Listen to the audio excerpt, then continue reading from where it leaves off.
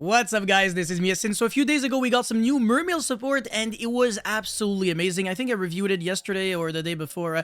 I forgot, but whatever. Anyways, the thing that really matters is that today I'm bringing you guys my combo video and deck profile. And it's gonna be a lot of combos in this one, but it's gonna be even more in my spreadsheet video that I will be, of course, giving to you guys if we can get 1,000 likes on this video, so obviously you already know what to do. But yeah, this deck is actually super consistent, super powerful. The new support honestly changed everything, and it's such an enjoyable deck to play. So yeah, Mermail fans, rejoice. This is the year for you.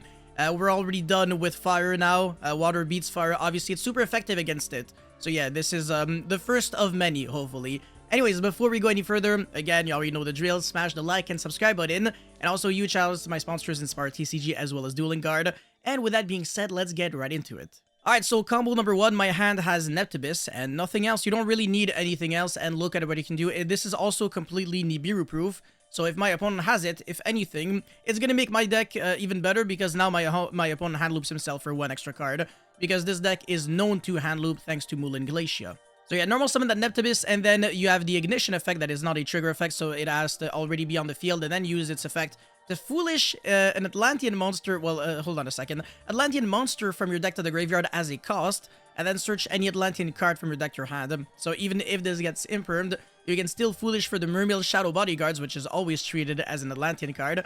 And this card, when it's sent to the grave to activate the effect of a water monster, you get to summon a level 4 lower Atlantean or Mermail monster from your deck, except itself, and then you're locked under water only. So yeah, this card's extremely cracked. So we're going to be foolishing that and then search the Dragoons, and the Mermail Shadow Bodyguards will trigger in order to summon the Abyss Spike from the deck. Abyss Spike, whenever it's normal or special summon, you get to discard a water monster and then add a level 3 water monster from your deck to your hand. Any level 3, you can even search Ghost Sister and Spooky Dogwood, which is kind of troll in time. And since we're discarding the Dragoons, we can also search another card, another Sea Serpent, rather, with its effect except itself. And we are searching the Abyss Shrine using the Abyss Spike, because this is not a Sea Serpent, so there are way less ways to search this card. You can only really search it with Neptabyss or Mermail Abyss Spike, or with Abyss Tias. Anyways, the Dragoon will trigger in order to search for the Glacier, which we can only summon if we have exactly 5 water monsters in the grave. So it's a weird boss monster. Usually when you get a hand shaft, it's gonna change the way you sequence everything. So by the time you get to summon Glacier, you already have way too many water monsters in your grave, unfortunately. But when you don't get a hand shaft, this card is extremely broken. So if this is ever like a board breaker format, Mermail, I want to say, is off to a very good start, because again, it's super consistent, can hand loop your opponent, and you can make some truly unbreakable boards.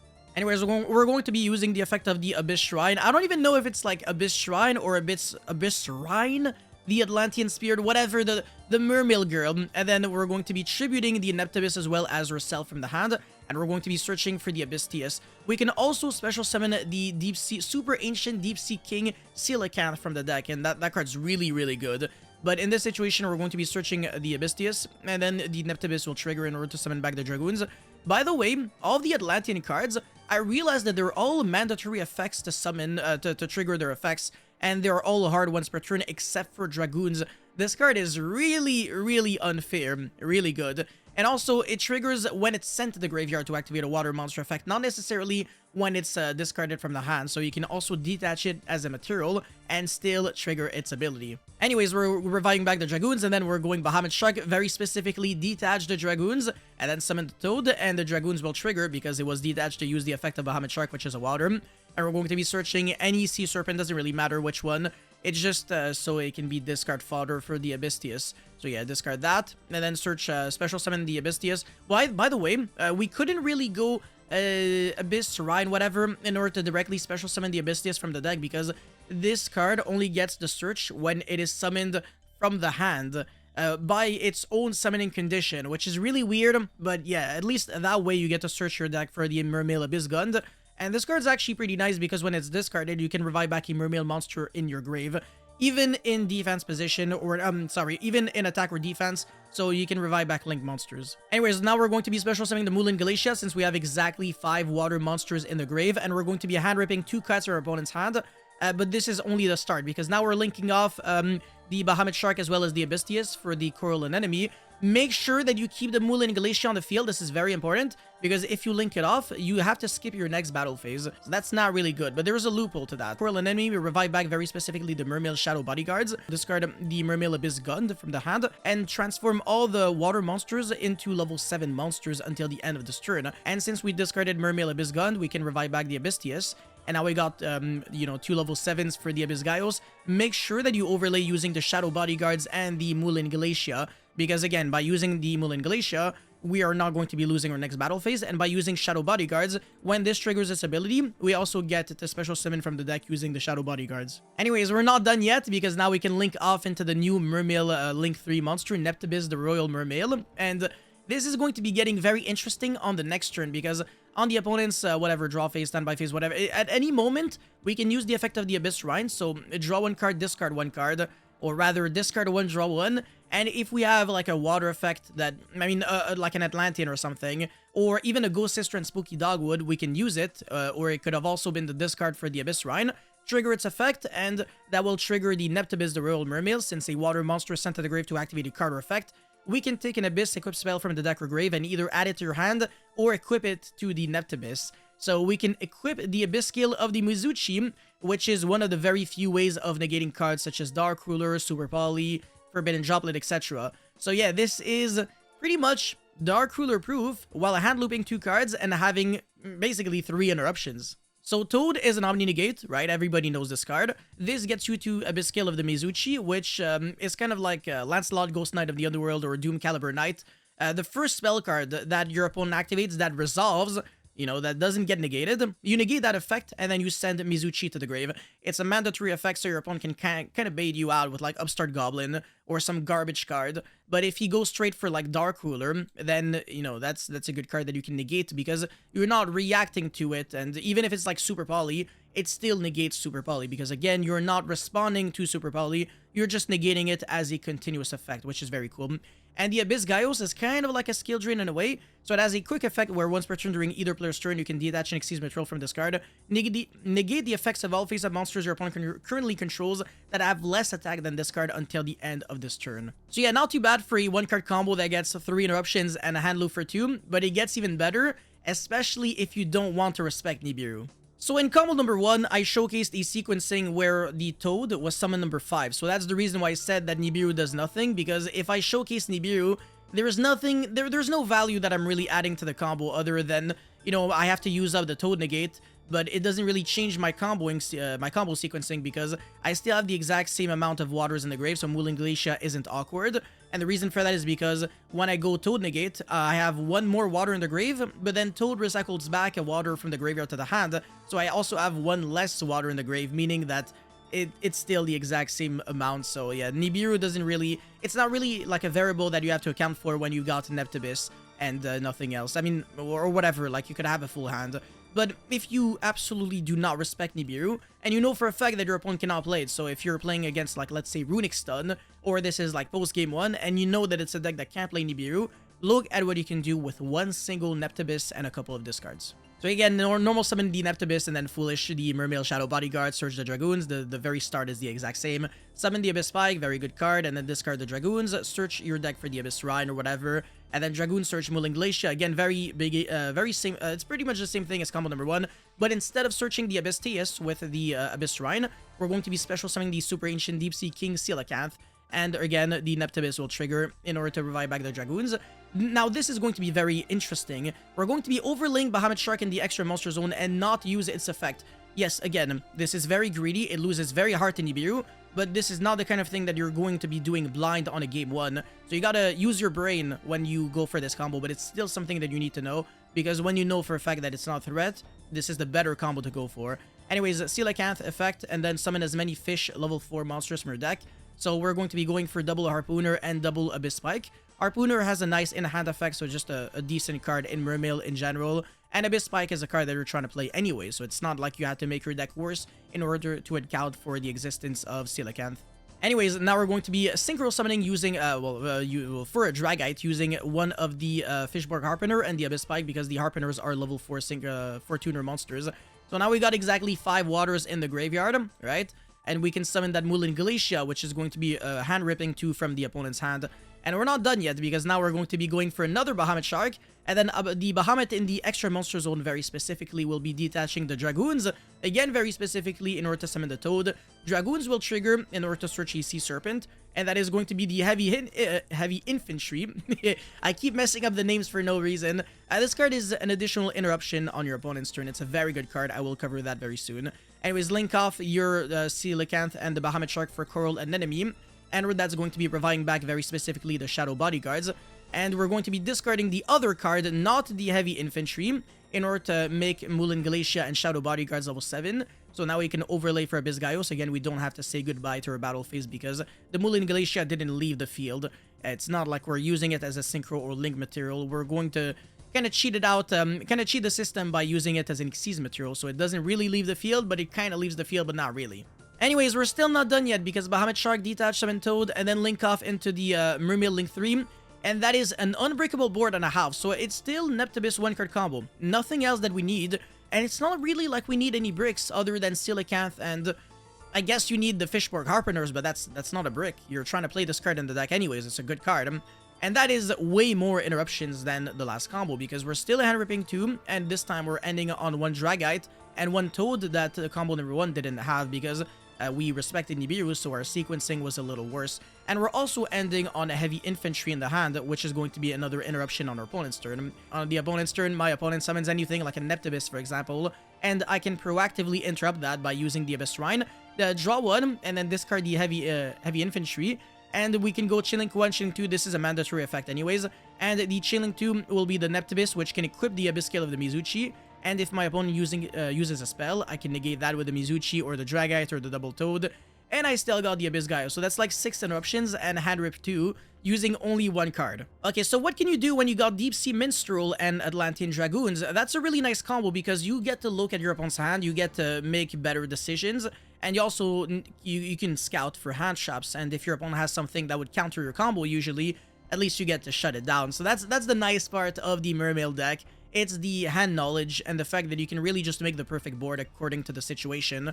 So if you're playing against like a graveyard-based deck, well, all you really need to win would be Abyss Dweller. If you're playing against Dark World, well, just don't summon Moulin Glacia, right? It's literally that simple, and that's what I like so much about this deck. It really just, you know, you can always feel like you're doing the right play instead of doing something stupid blind. But yeah, Deep Sea Minstrel effect, pitch the Dragoons, look at the opponent's hand. We're making you lose that infinite impermanence so that now we know for a fact that our 1-card combo is going to resolve. And we're going to be searching Deep Sea Diva in this specific situation, but it could also be Neptabyss, and it's not that far off. It's just a little worse. But if you don't want to play Deep Sea Diva in your deck, you can go for that. It's not really a necessity. Honestly, this card I think is a little win more.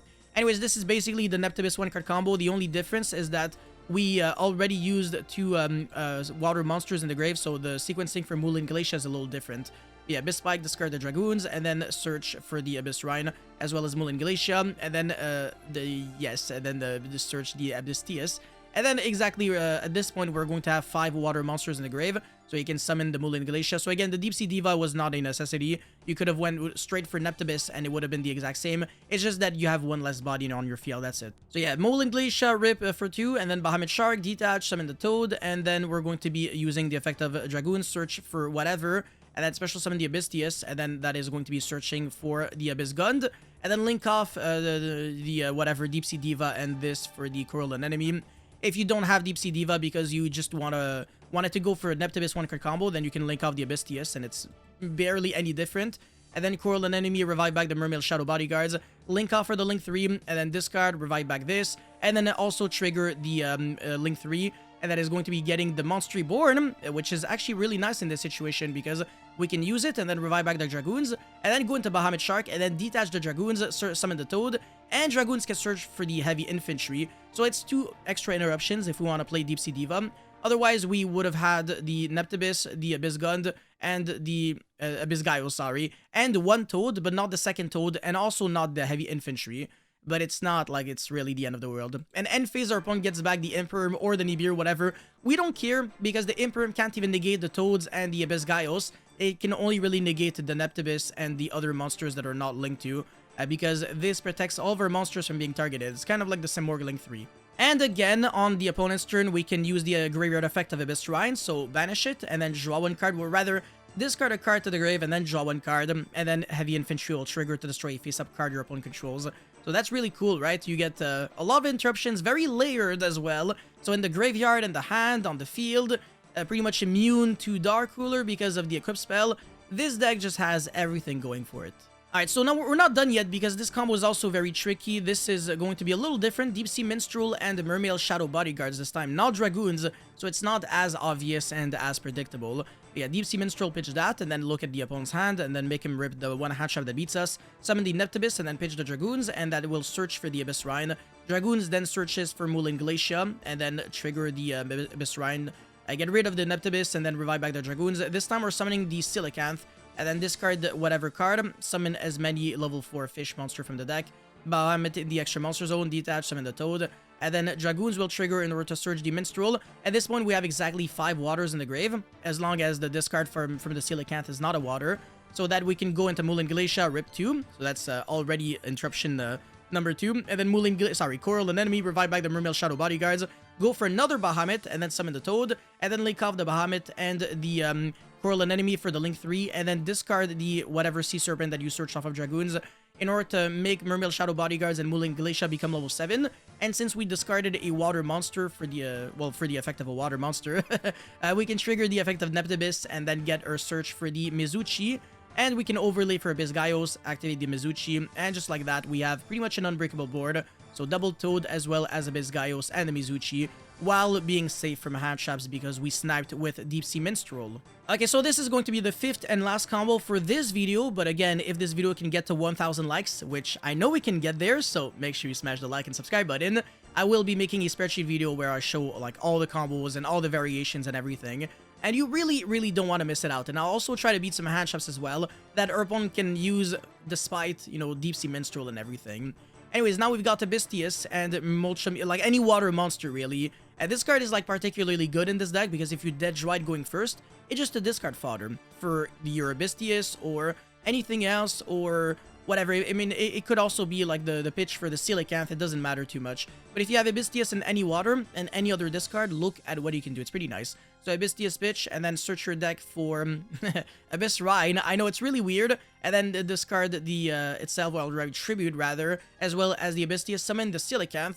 And look at what you can do with one Coelacanth in a discard. So summon 4 fish monsters, double Pike, double Fishbark Harpooner, and then go into Bahamut Shark, summon not the Toad, but rather Leverchew Dragon. Leverchew Dragon. Oh my, what the hell? Anyways, if this card is special summon, you can add a Virtue Stream from your deck to your hand, so that's already pretty decent. But it gets even better than that, because it has another effect that doesn't need any Xyz materials, so it's one of the better cards that you can summon. Anyways, go into Coral and Enemy, and then revive back your Fishbark Harpooner, and then overlay for Bahamut Shark, and this time we're going to be using the effect of a Virtue Dragon, detach a material from the Bahamut Shark, and then recycle back a Fish, Sea Serpent, or Aqua from the graveyard to the hand. That's going to be Abyss Spike. And then we're going to be linking off the Virtue Dragon and the, or rather the Virtue, and the Coral and Enemy for the Mermail, Neptabyss, the Royal Mermail. And then Bahamut Shark, detach, summon the Toad, that triggers the Neptabyss. Search your deck for the new equip spell, the Abyss String of Triaina. This is pretty much a monster reborn for an Atlantean or Mermail monster, so revive back the Abyss Spike. And on normal or special, you get to discard the Abyss Spike that we recycle off of the Leverchew Dragon, and then search your deck for a level 3 water monster. That is going to be the Mermail Shadow Bodyguards. And by the way, Virtue Stream, in case you're wondering what this card does, it's basically Icarus attack for Fish, Sea Serpent, or Aqua monsters. So yeah, target one of your, whatever, those kinds of monsters, and 2 cards your opponent controls, destroy them. It's a decent card.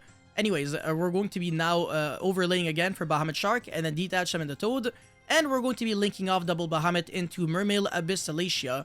It's a pretty decent card. On the opponent's turn, you can send a card from the hand to the grave, and then add 1 Mermail monster from your deck to your hand. So it doesn't really interrupt the opponent, unless you have a heavy infantry in your hand, which at this point we don't, but it's fine. And then yeah, end phase at 1. This is going to be like 6 interruptions or something, again, because we got double Toad. This can get Abyss Scale of the Mizuchi. And we can also, I mean, not really interrupt it with the Abyss Gun, but again, if we had a heavy infantry, that would have been a pop. And we got double Toad again, which is good enough. And the Virtue Streamer, which can pop a lot of cards. So yeah, this is 2, 3, 4, It's insane. Look, Mermail, best deck, what can I say? Alrighty, so for the deck profile, we are not playing a lot of hand traps because I don't want to play hand traps in a deck like this. It doesn't really make any sense because you can barely play any non-engine. You really need to dedicate as many slots as possible to your engine. You want your deck to be consistent because otherwise you can't really crack boards going second. You can't beat hand traps, and most combos in this deck are 2-card combos. Neptabyss, I think, is the only true 1-card combo.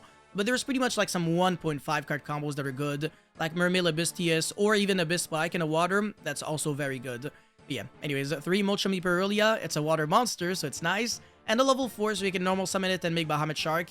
Honestly, no complaints, it's a good card. Molchami Fueros, because, you know, if we're only playing, 6 hand traps, might as well be the 2 maxis of the format, so, you know, while we're at it. And the OCG, maybe you want to play Maxi and Ash, just because it kind of acts as a call by the grave.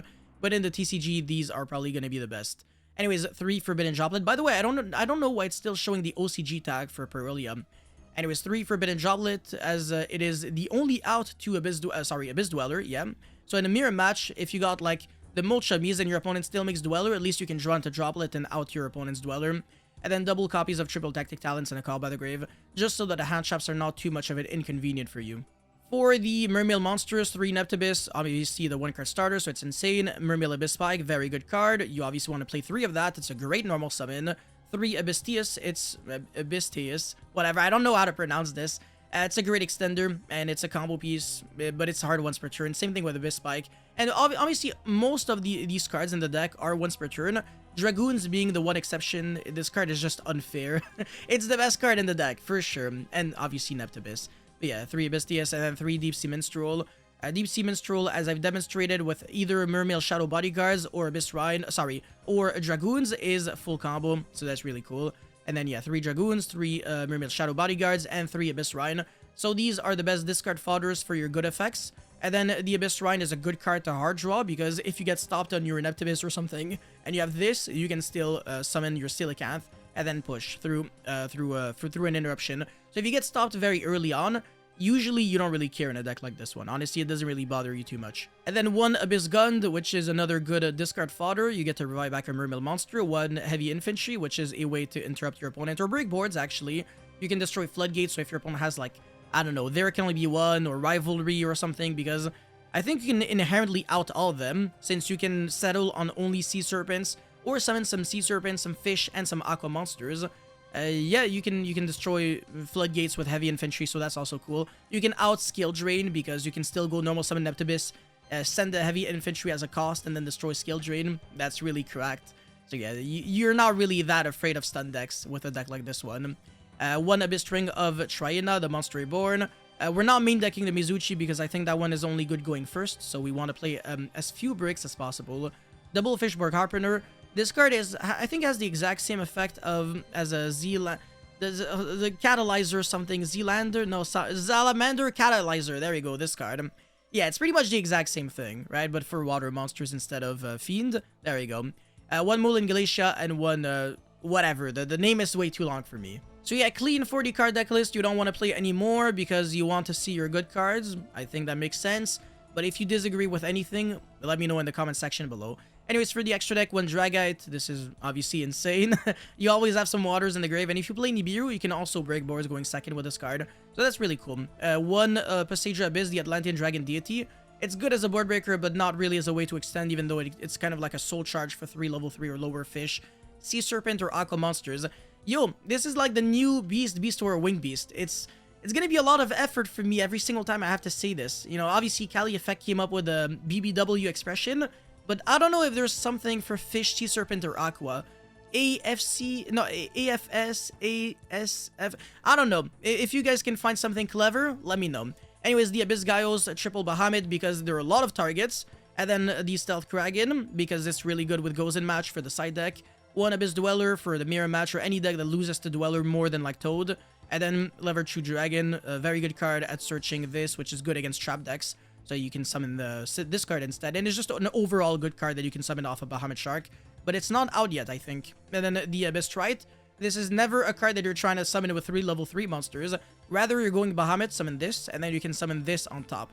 So a rank 4 gets you to a rank 7 monster, basically. And then Double Toad, no shit, Neptabyss the Royal Mermail, the Coral Anemone, and the Abyss Alacia. So I think even the extra deck for the most part is pretty decent. I can't really think of many ways of making it that much better because usually you're locked underwater only. So it's not like you can summon Zeus and Typhon in this deck very easily. So yeah, I think this is it's pretty fine. For the side deck or whatever, idea section rather, this is not a side deck, but there are some side deck cards. So Deep Sea Diva, not really needed. I think Neptabyss is a better normal summon because this actually loses to Imperm, but Neptabyss doesn't really lose to Imperm. So yeah, it's just a better card to summon overall. Gamma Seal, it's a Water Aqua, so there's indirect synergy. Ice Jade Ran Aegerin, it's a great card, and the Synchro level 10 is broken, but it doesn't really do anything else, so I don't know if it's like that worth playing. But you can also discard a water and then trigger its ability and yeah, get a lot going, so it's a good card overall. Ghost Sister, insane in this deck. It's a water monster that triggers your Link 3 monster. And then the Deep Sea monsters, if you want to play them, so there is Sea Sentry and Sea Artisan. Both of them are pretty decent, honestly. Fishborg Launcher, I think this card is completely useless unless you want to play, what's his face? Abe the World Chalice Justiciar, but then you gotta play World Legacy, the Monster Reborn, which is kind of garbage, honestly. It's just a win more extender, it's not worth it. And this card actually sucks when you're not going for the Coelacanth combo. It's just a fake extender. It doesn't really do much of anything, honestly. More copies of Abyss, Gaios, and Passagia for no good reason. 1-for-1 for it to have like a fourth Neptabyss. And then Sekka's Light, if it ever comes back to 3, we can actually consider that, because this, you can shuffle, like you can banish it, and then it clears, it makes it so that you have no spells in your graveyard, so Sekka's Light is always live. And then Dark Ruler, if you want to main deck this, instead of playing, you know, some hand shops, you can play Boardbreaker Approach with like triple tactic talents and thrust and stuff like that, but there's nothing to thrust into. So it's not really worth it. Abyssal the Mizuchi, if you want to main deck that, I don't really recommend it, because going second is pretty horrendous. It's really good going first though. And then Goes in Match and Virtue Stream. All these cards, I would side deck when I'm going first. That's about it. Goes in Match maybe sometimes going second because it's pretty much like a board breaker as well. Yeah, that's it for this very long combo video and deck profile. I hope you guys were able to enjoy and learn a thing or two. If you did, let me know in the comment section below. Thank you guys so much for watching. Don't forget to like and subscribe, and I'll see you guys very, very soon. Peace.